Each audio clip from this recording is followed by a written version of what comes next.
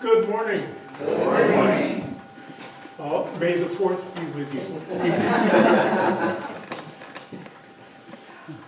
Leigh found the graphic on the front of the bulletin so that we could celebrate properly.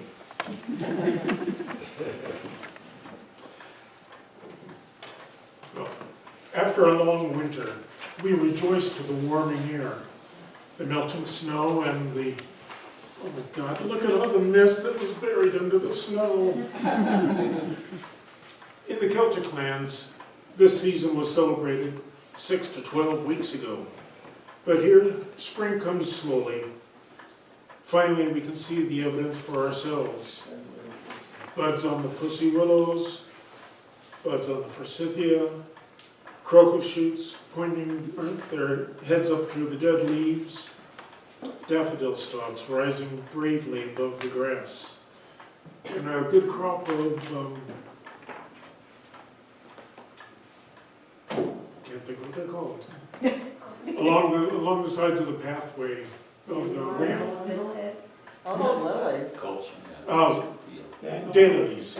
Oh, We've got a good crop of daylilies coming too. It is time to rejoice and make merry. We've survived the cold and dark another year. The rivers run clear of ice at last, right, Dave? Yeah, okay. He's our local expert on that.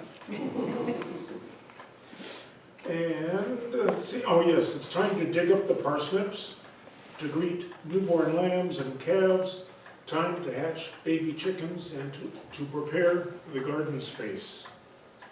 I used to put down and begin to prepare the garden space, but it's nowadays that's already caught up with us. We'll have a merry time of it today, though. Let us begin. We'll have a moment of centering silence.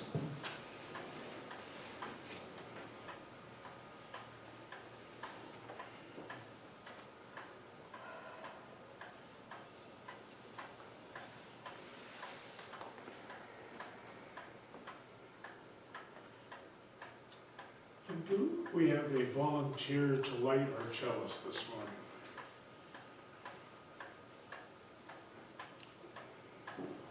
Jim, did I see your hand?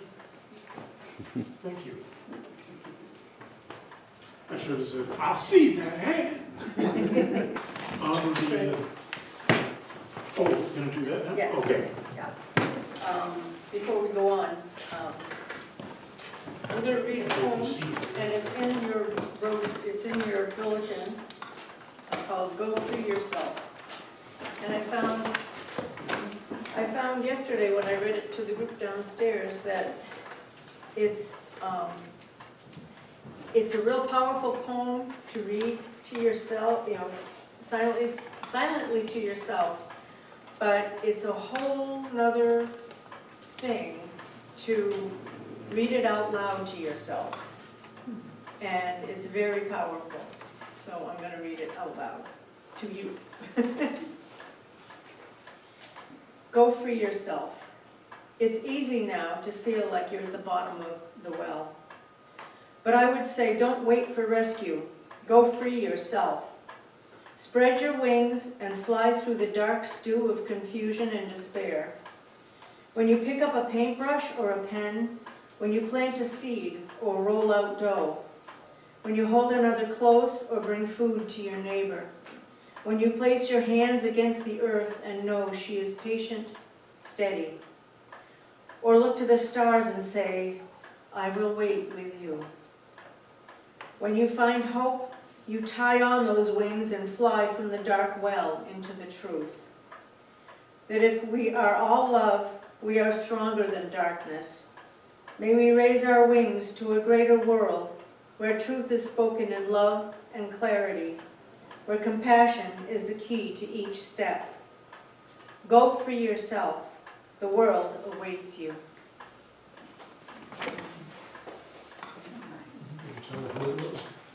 Yep. As soon as I get it off. Okay. That was written by a friend of ours who is not living in Maine right now, but she writes great poetry. And her name is Carrie Tuttle. Okay. Now I gotta get past where. So, Your stuff. Is it still you? and now it's the hymn. Oh, see, I don't have it. You don't have it in yours? No. I don't know if my doors Probably. No.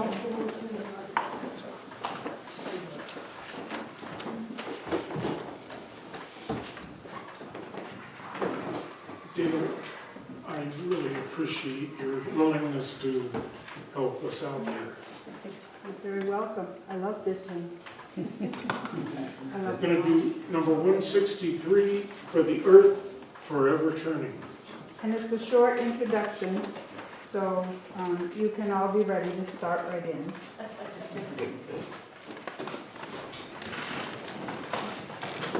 Yes, please stand if you wish.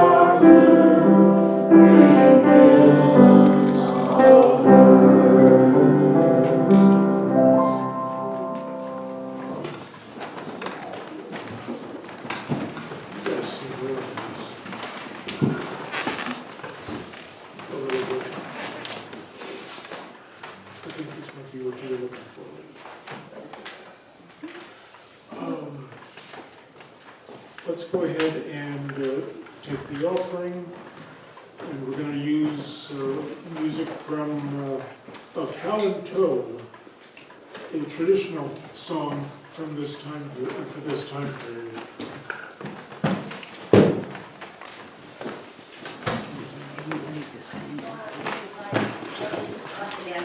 And it's the Helston May song Howlin' Toad. Since man was first created, his works have been debated. We have celebrated the coming of the spring. And so, jolly long ago, we were up long before the day of welcoming the summer to welcome in the meadow. The summer is a-coming in and winter's gone away. Oh, take the stone to where the hornets was the crest when you was born. Your father's father wore it and your father wore it too. And so, jolly on the lawn, we were up long before the day of to welcome in the summer, to welcome in the meadow. The summer is a-coming in and winter's gone away. Oh, God bless and merry Moses, and all the kind night home, and send us peace to England, send peace by day and night home. And so, jolly rumble, we were up long before the day of to welcome in the summer, to welcome in the meadow. The summer is a-coming in and winter's gone away. Oh.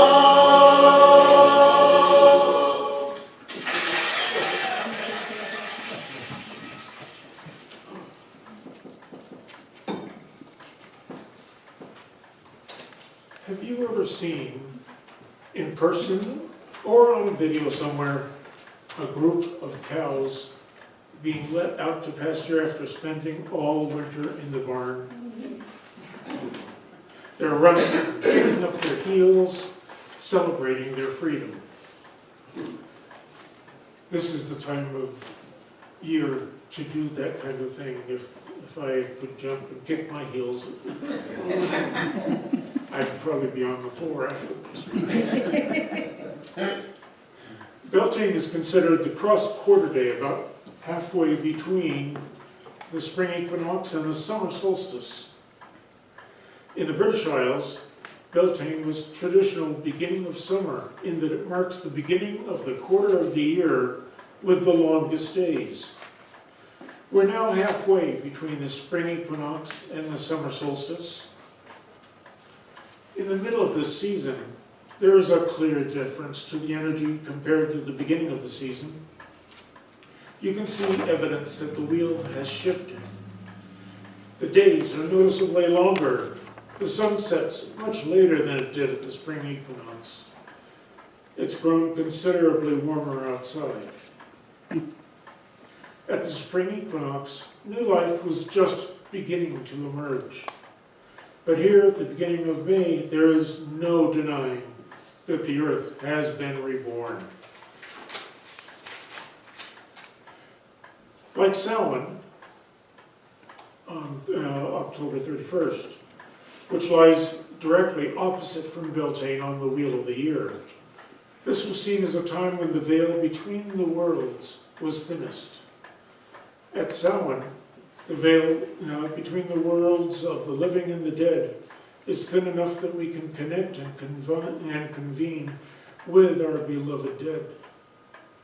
Here at Beltane, however, it's the veil between the human world and the world of fairies and nature spirits that has grown thin. These spirits and fairies are thought to be especially active at this time of year. Offerings would be left at the ancient fairy forts and porches, the wells, and other sacred spaces in an effort to appease these nature spirits to ensure a successful growing season. The name Beltane is thought to have derived from a Gaelic Celtic word meaning bright, sacred fire. It was held to mark and celebrate the blossoming of the earth and coincided with the ancient pastoral event of moving livestock to the summer grazing. Beltane did not occur on any fixed solar date. In fact, the tradition of solstices and equinoxes was later in origin. Some sources suggest that the blooming of the hawthorn was the primary signal for the event before the development of centralized calendars. Beltane is an agricultural celebration of the fertility of the land and domesticated animals. The main traditional element, which was common to all Beltane festivals, was the fire, which gave it its name. In times past, all the fires in a community would be extinguished, and a new sacred need fire was lit by either the village head or spiritual leader. From this source, one or two bonfires were lit, and the animals of the community would be driven through or between them.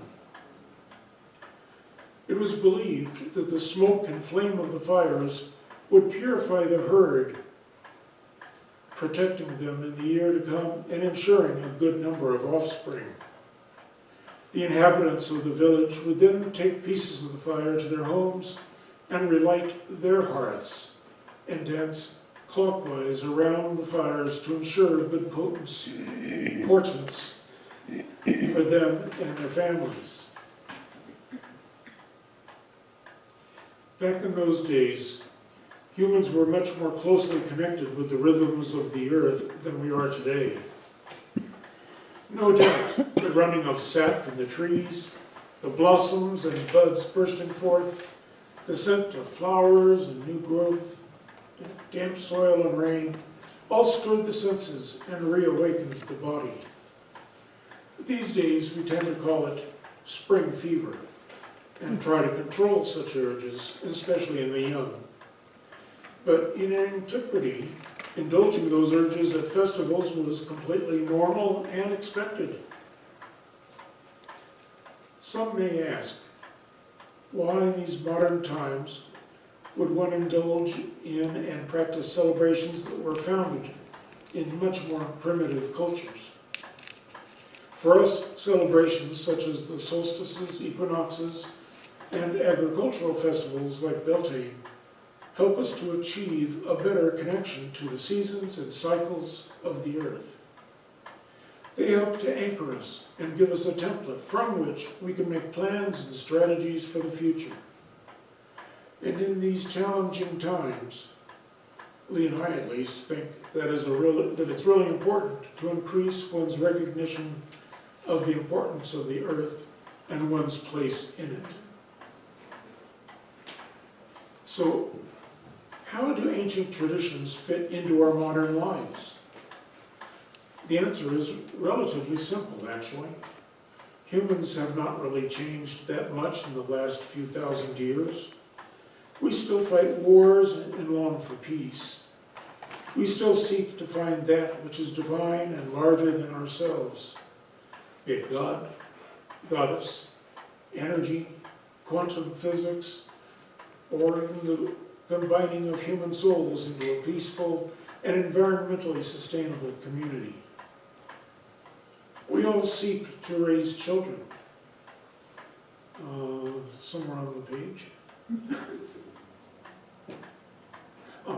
Either our own biological or adopted children, or the collective children of our community. We all seek for a tomorrow that is better, brighter, and more alive than today. Being attuned to the cycles of the earth may also serve as a metaphor for being attuned with natural laws and spiritual growth. For example, the fertility of Beltane can represent not only fertility of the body, but fertility of thought, the budding and growth of new ideas. The seasons can represent the cycle of life, birth, growth, decline, death, and in the following spring, rebirth. You might say that recognition of these cycles provides us with fertile ground for growth.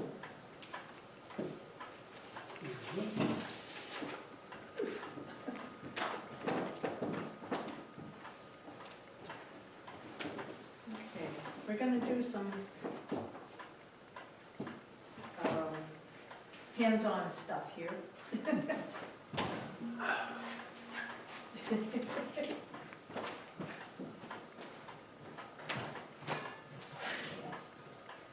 We've got some pencils and some paper.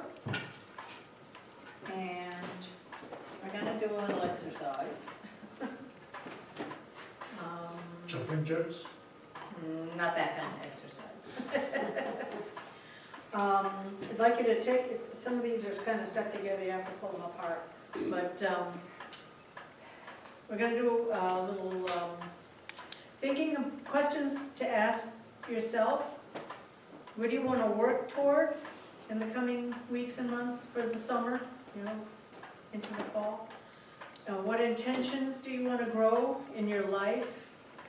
What do you want to fulfill by fall? What currently enlivens you? What do you want, okay, good job. What do you feel inspired to focus your energy on at this time? And which of your strengths can you utilize to boost your self-confidence in order to reach your goals? So that's what the papers are for, and the pencils. And we're gonna collect them up when you're done, and we're gonna put them in. Dave, where's the thing we're gonna put them in? Right now it's in the entryway, Okay. and do the burning outside. Okay, yeah, we're gonna burn them outside, but, so is it someplace where they can like drop them in on their way? I'll take it outdoors and you place it in the, Yeah, but I mean, when do we want them to put their paper in? yeah. Should we walk around? After the- Huh?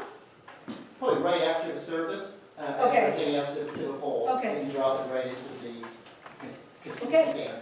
Alrighty, so that's your assignment. And I'll just start this with you guys, pass it around.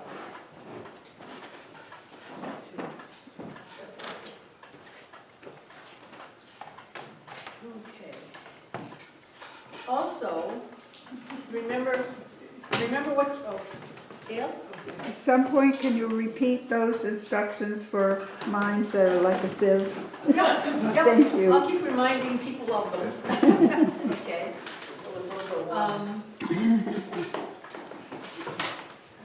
Okay, so,